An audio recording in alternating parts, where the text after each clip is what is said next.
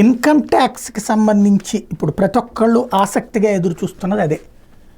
భారతదేశ చరిత్రలో income tax పెరగడం తప్పించి తగ్గడం తెలియనటువంటిది. ఎవరికాళ్ళకి ఇంకా ఇంకో రూపాయి వసూలు చేద్దామని చూసారే కానీ తగ్గిద్దామని చూడలేదు. నరేంద్ర మోడీ వచ్చిన తర్వాత ఏదైతే 2019 ఎలక్షన్స్ ఆ టైంకి ముందు ఓ మంచి నిర్ణయం జరిగింది.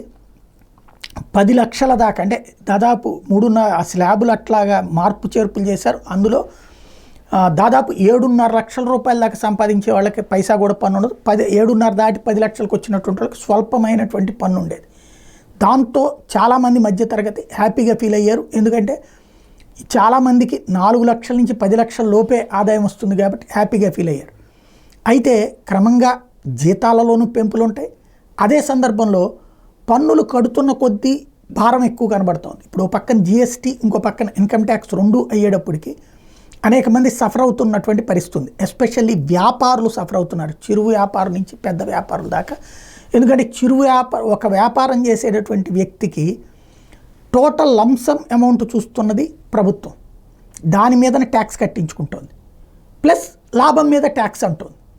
ఇక్కడ లంసమ్ అమౌంట్లో అతనికి వడ్డీలు పోతాయి, అన్నీ పోతాయి, ప్లస్ జీతాలు ఇచ్చుకోవాలా, బోలెడన్ని ఖర్చులు ఉంటాయి. అవేమీ కౌంట్ వేయట్లేదు. ఓవరాల్గా టోటల్ బల్క్ బిజినెస్ మీద ట్యాక్స్ పడుతుంది. ఇంకో పక్కన ఇటు చూస్తేనేమో ఇన్కమ్ ట్యాక్స్ మళ్ళీ అందులో రూపాయి మిగిలిందంటే దాంట్లో 30 రూపాయలు పట్టుకుపోతున్నారు. 1 కోటి రూపాయలు వ్యాపారం చేసేటటువంటి వ్యక్తితో 2 కోట్ల రూపాయలు వ్యాపారం చేసేటటువంటి వ్యక్తికో ఖర్చే దాదాపు 1.5 కోటి 60 లక్షలు అయిపోతుంది. మిగిలేదో 30 లక్షలు 40 లక్షల రూపాయలు రొటేషన్ అవుతుంది అనుకుంటే అందులో మళ్ళీ గీతాలు ఇవన్నీ వెళ్ళిపోతూ ఉంటాయి. ఫైనల్గా మిగిలే ఒక 20 లక్షల్లో మళ్ళీ ఇక్కడ ఒక 6 లక్షల రూపాయల దాకా ట్యాక్సులు కట్టించుకున్నటువంటి పరిస్థితి.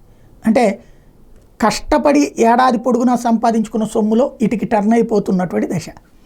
దాని మీదనే ఇప్పుడు ప్రజలందరూ కోరుకుంటున్నారు ఇన్కమ్ ట్యాక్స్ స్లాబులు మార్చాలి. మరి మోడీ సర్కార్ మళ్ళీ ఏమైనా మార్పు చేస్తుందా లేదా చూడాలి.